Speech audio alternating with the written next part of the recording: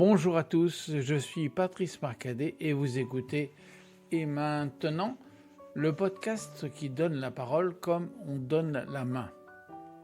Nous voici déjà au 3e épisode de notre série, ma série autobiographique, Je suis vieux et maintenant. Après les éclairages du docteur Yves Fourré sur la vieillesse, nous avons écouté le témoignage inspirant de Nanou Chollet-Rigolage. Une femme résiliente et pleine de courage, toujours avide de vivre à 92 ans. Aujourd'hui, je vous présente une autre amie, Julia Perret. Son témoignage révèle un aspect surprenant du vieillissement. Contrairement aux idées reçues, vieillir n'est pas synonyme de repli sur soi, de renoncement, mais peut-être une étape décisive de la vie pour s'ouvrir, imaginer, créer, réaliser. Julia nous montre que l'âge peut être le moment idéal pour entreprendre des projets ambitieux, affronter le public, franchir les frontières, repousser les limites, ses propres limites. En vieillissant, on s'accorde des permissions, on ose. Comme a dit Victor Hugo, à mesure que l'âge grandit, les permissions de l'esprit croissent. Et André Gide a ajouté, je ne sais pas si vous connaissez cette citation d'Hugo, « Dans la vieillesse, on obtient les permissions qu'on n'aurait jamais osé demander dans la jeunesse. » Julia Perret, peux-tu nous expliquer comment l'ethnologue que tu es est devenue une artiste qui expose en France, en Inde, par le monde? Mais ça, à cette époque, c'était dans les années 95, 96, où il y avait au Grand Palais une exposition qui s'appelait Monumenta, et j'ai découvert un très grand artiste allemand qui s'appelle Anselm Kiefer. Et dans cette exposition, j'ai eu un choc à la fois esthétique et pour la première fois, j'ai pris conscience que non seulement la peinture existait, mais aussi ces grandes installations, ce rapport à la poésie, à l'histoire, tout ce qui était évoqué dans l'œuvre d'Anselm Kiefer. Voilà, c'était resté en moi. Et puis, quand j'étais à la retraite, ensuite, alors ces années ont passé, j'ai acheté des livres, tu vois, sur Anselm Kiefer pour savoir qui il était, qu'est-ce qu'il faisait comme peinture, comme ces dimensions. Ce qui m'avait impressionné, c'était ces dimensions presque gigantesques, je dirais, dans le Grand Palais. Et sa puissance de création, ça c'était resté en moi. Et puis, plusieurs années après, presque 10 ans après, quand je suis arrivée à la retraite, et que j'ai commencé à être à Gap seule dans mon petit appartement, je me suis dit que j'ai fait une rencontre avec une artiste du sud de la France, et j'ai avec elle commencé des ateliers de peinture. Et puis, petit à petit, dans ces années-là, je suis aussi partie en Inde et j'ai découvert un coin qui était au sud de Pondichéry, dans un district qui s'appelle le Chettinad, et j'ai découvert une religion qui s'appelle une religion animiste. Et cette religion se passe dans des petits bois sacrés, où l'on trouve des rangées de grands chevaux très décorés, ainsi que des petites statues votives dans des petites clairières parsemées dans ces bois. Et pour moi, quand je suis arrivée là, deuxième choc après Anselm Kiefer, c'était un choc à la fois émotionnel et plastique, parce que j'ai eu l'impression que j'étais devant une œuvre d'art contemporain. Et ces deux choses, quand je suis revenue après dans mon petit village là-bas de Gap, j'ai commencé à réfléchir sur ce que j'avais vu. Et comme je commençais juste dans les ateliers de peinture, je me suis dit, eh bien, je voudrais construire. Alors, c'est là que l'imaginaire peut-être rentre en compte. C'est que j'imaginais construire un lieu sacré euh, par la peinture, et que ce lieu sacré pourrait se déplacer de ville en ville, de région en région. Et, et donc, je voulais que ça soit grand, en référence en Saint-Kiffer, sur des panneaux de tissu, et qui seraient comme ça dans l'espace, ainsi que aussi mettre des plus petits tableaux. Alors, j'ai représenté les grands chevaux, qui ont été mis dans l'espace, bien sûr, et puis à Gap, j'ai pu trouver une salle qui m'a beaucoup plu, qui était une ancienne grange, qui avait été rénovée de manière très, je dirais, esthétique, où l'espace était très vaste et où je pouvais à la fois mettre ces grands panneaux dans l'espace, ces plus petits tableaux où je mettais j'ai représenté les statues votives en pastel gras. Et en plus, j'avais fait des petits jetons de poterie où qui étaient placés dans la salle sur des plots sur lesquels les gens pouvaient prendre ce petit jeton en faisant un vœu, puisque c'était ce qui se passait dans le lieu sacré. C'est-à-dire des femmes venaient dans ces lieux sacrés déposer leur petite statue votive, et en même temps, c'était un vœu qu'elles faisaient, d'avoir un enfant, d'avoir la santé, d'avoir un mari, d'avoir la fécondité, toutes ces choses-là qui étaient tout un ensemble. Et donc, une fois que j'ai construit ce lieu sacré, j'ai voulu après que ce, ce lieu que j'avais créé reparte en Inde. Et c'est ce qu'il a fait, c'est-à-dire j'ai pu exposer dans un palais en Inde, ou dans le Chétina, justement, d'où ces statues, tu vois, ce lieu était reparti. Et c'est comme ça, si tu veux, avec ce que j'avais en tête d'Anselme Kiefer, ce que j'avais en tête de ces grands artistes qui créent dans l'espace, que j'ai voulu refaire moi-même ces espaces sacrés. Tu m'avoueras que c'est quand même pas banal que une dame de ton âge, qui n'est quand même pas une femme, tu n'es pas une femme très très grosse, très très puissante, très volumineuse, tu t'attaques à un projet qui non seulement est ambitieux puisqu'il doit s'ouvrir vers un public et vers des gens, mais tu t'attaques à une œuvre qui n'est pas une petite aquarelle dans ton coin où tu fais trois bleuets ou trois. Là, tu t'attaques à faire un lieu, un site, un espace avec une dimension religieuse, une dimension presque, j'allais dire, cosmique, et tu prends comme référence artistique un bonhomme aussi, comment dirais-je, pour parler de Kiefer, aussi puissant, aussi mégalo, enfin, non, je ne sais pas quel est mégalo, mais enfin, il construit des espaces qui sont, et des œuvres qui sont, on dirait, pharaoniques, enfin, c'est. Et toi, tu fais ça, toute seule, avec tes petits bras musclés. Eh bien, je trouve que par rapport à des gens qui se disent, bah, moi, à mon âge, je peux pas, je suis trop âgé pour faire entreprendre des choses, je trouve que c'est vraiment exemplaire ce que tu fais.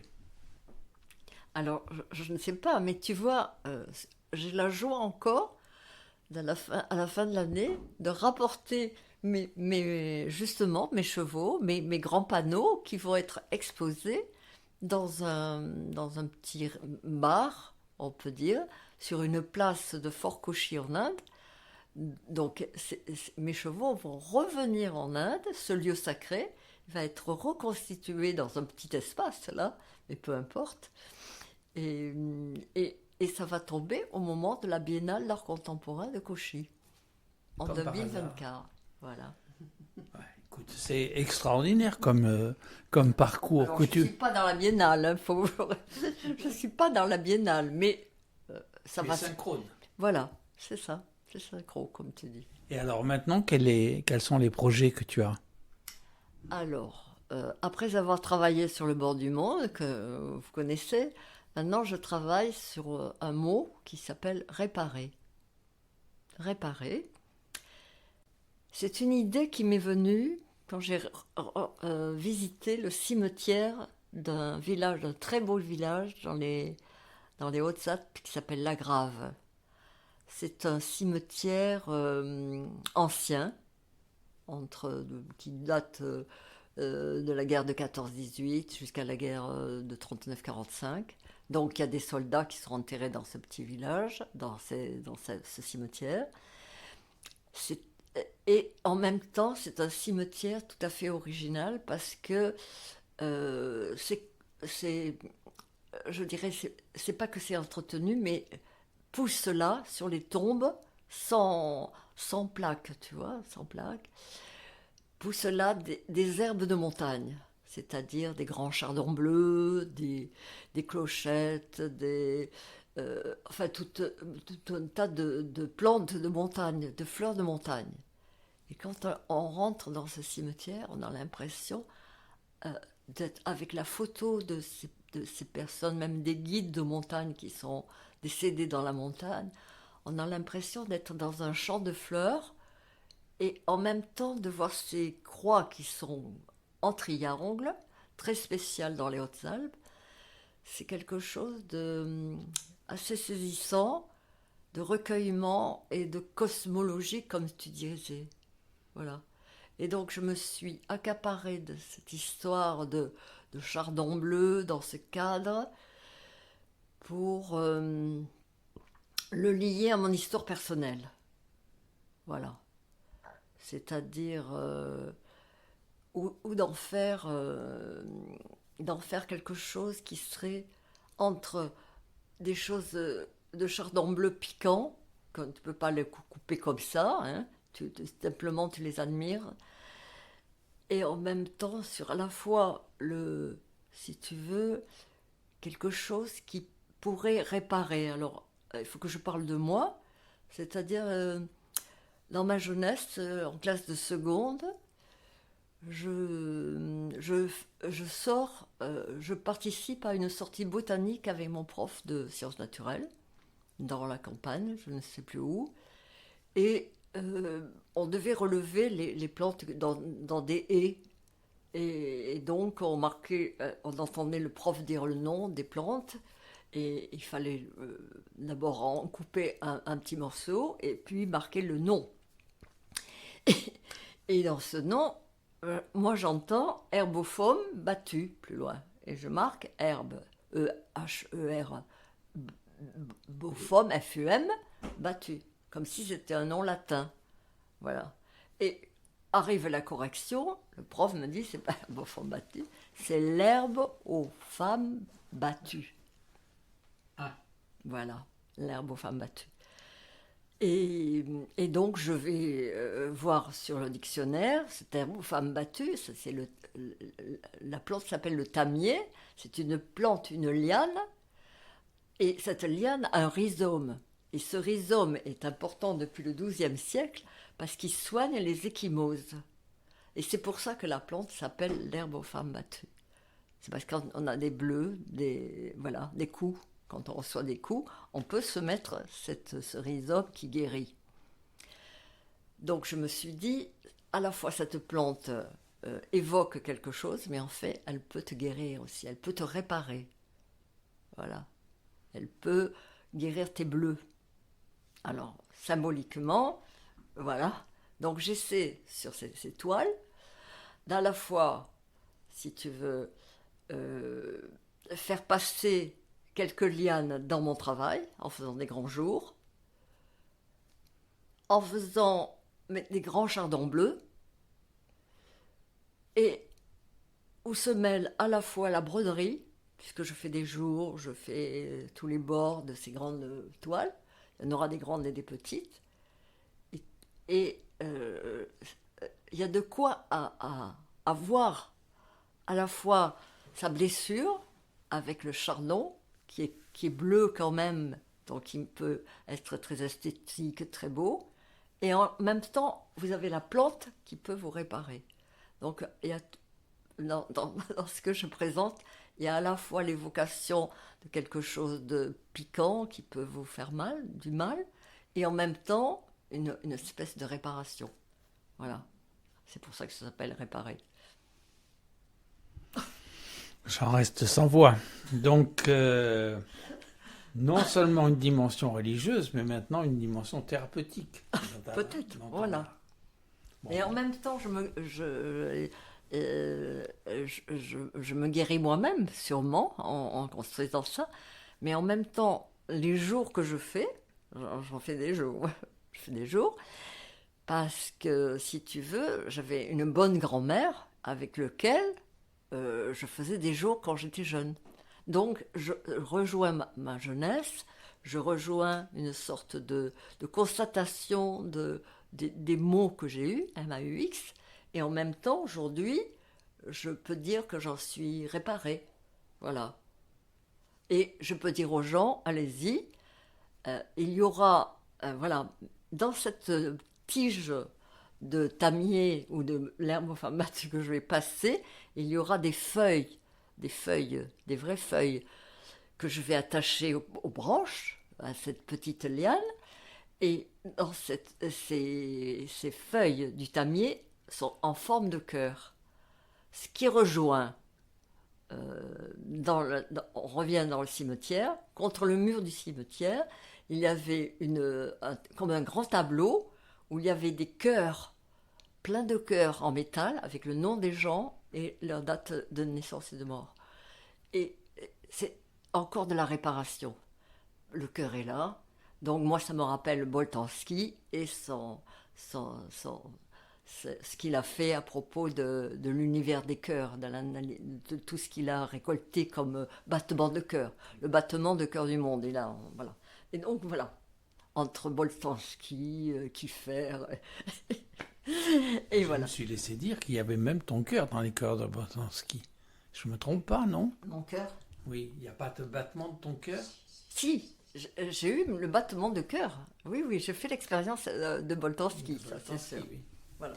Bon, eh bien écoute, voilà un témoignage qui, je pense, peut inspirer des gens. Ça veut dire qu'à tout âge de la vie, on peut créer, on peut se développer, on peut fabriquer et réparer. Et on peut se réparer, voilà. Se réparer pour autant que l'on se donne la permission de faire, de défaire, d'essayer, de tâtonner, de se tromper, d'échouer, de réussir. Eh bien, c'est parfait. Merci beaucoup. Si l'exemple de Julia Perret vous a intéressé, inspiré, n'hésitez pas à partager vos remarques et suggestions. Je les lui transmettrai. Vous pouvez m'adresser un message, un mail, patricemarcade@gmail.com.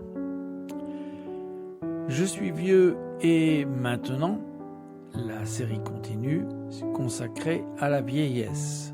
Mon micro vous est ouvert, contactez-moi. La semaine prochaine, je recevrai Claude Latry, une personnalité rochelaise qui a été enseignant, homme politique, adjoint de Michel Crépeau, et qui, à 88 ans, a trouvé une façon bien singulière d'occuper sa retraite. Notre enquête sur la vieillesse recèle bien des surprises. À très bientôt, bonne semaine, Patrice Marcadet.